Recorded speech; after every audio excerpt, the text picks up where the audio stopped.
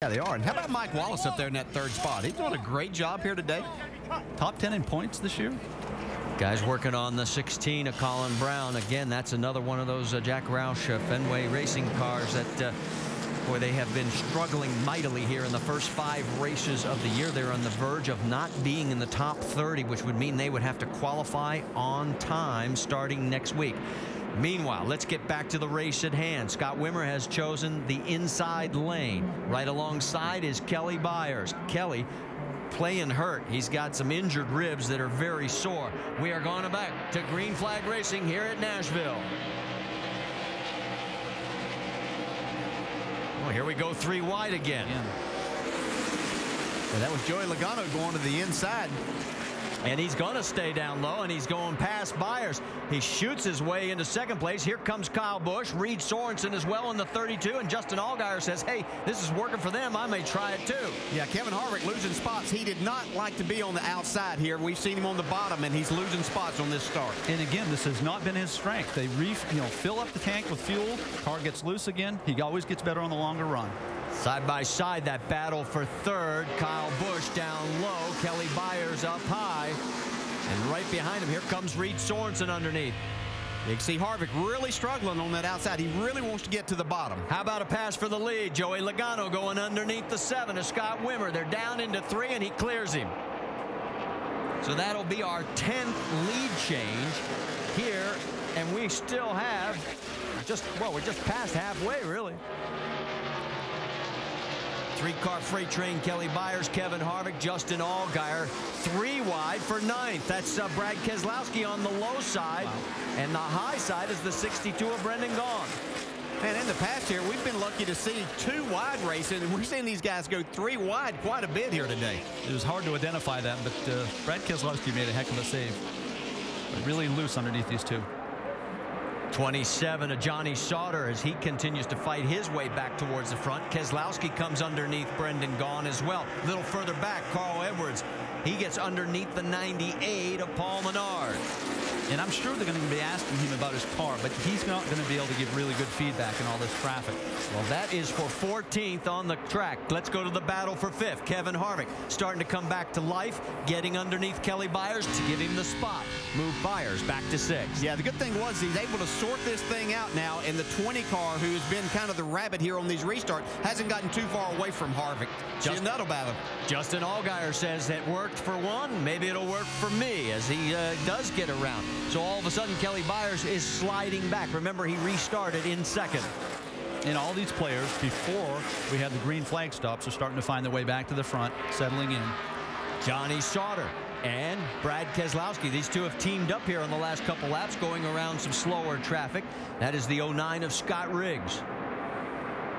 Now, Riggs, that was 4th position, but he has, you could see he had a handful of car. And look at this, as Carl Edwards had a handful. Yeah, and I was talking, Carl's making some pretty good time here, making some passes. If he can get himself back into the top 10 before it comes time for that next pit stop, they may be able to put on 4 tires and then drive their way up there. He's picked up 6 spots. He restarted 18th. He's up to 12th. His next target is Michael Annett right in front of him. Let's go back a little further forward, and Johnny Sauter and Brad Keselowski. And Keselowski's gotten around Sauter.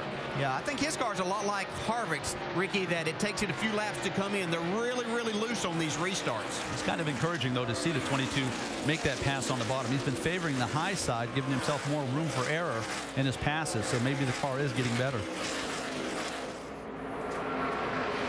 Check in on the battle for 3rd place. Kyle Busch and the 32 of Reed Sorensen. Boy, this 32 car, seems like no matter who's been driving it this year, it has been a top 5 performer consistently. I think over the last couple of years that people like Brian Vickers and Denny Hamlin, we've seen him in this car some, that they've really helped this race team become a lot better. Scott Riggs sliding backwards as here comes Carl Edwards getting around him, and Trevor Bayne closing in as well.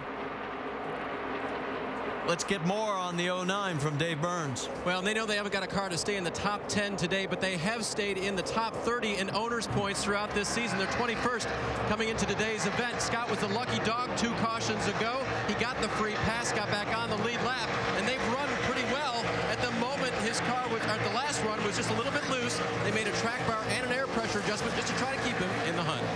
Battle for third is heating up. Kyle Busch has got Reed Sorensen underneath him. Sorensen, as they head down into 3. Sorensen's going to clear him. And here comes Kevin Harvick.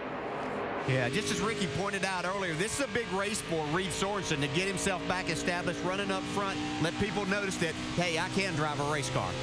Sorensen's worst finish in his 3 career starts in his number 32 car is 7th. That was at Bristol 2 weeks ago. That gives you an idea how good he is in this 32 machine. You can see the 18 still struggling. Here comes Harvick to the inside now. Yeah, he exposed the weakness of the 18. Reed Sorensen did, and now Kevin Harvick's capitalizing on it. I expect the 12 will do the same.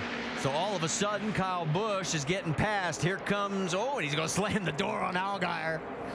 He says, son, you're going to have to wait.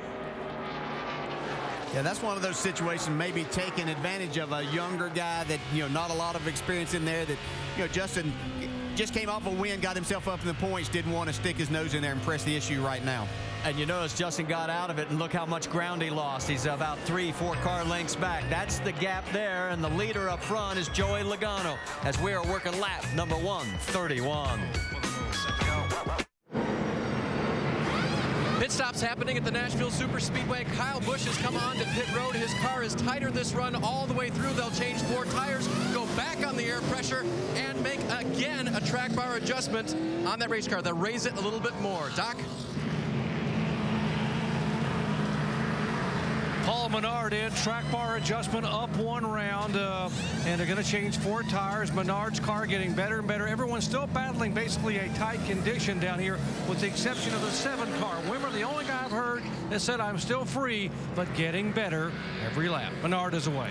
Michael Annett also stopped. Trevor Bain stopped. Brendan Gaughan stopped. And this is why we are under caution. When we were in break, Willie Allen blew a motor and has limped it back to the garage area, and it is our 6th caution. And take a look as you'll see this big plume of smoke, and everybody in the front straightaway is now choking. Tough break for Willie, though, as he had his career best finish just 2 weeks ago at Bristol when he brought that 05 home in 15th spot. Joey Logano, our leader.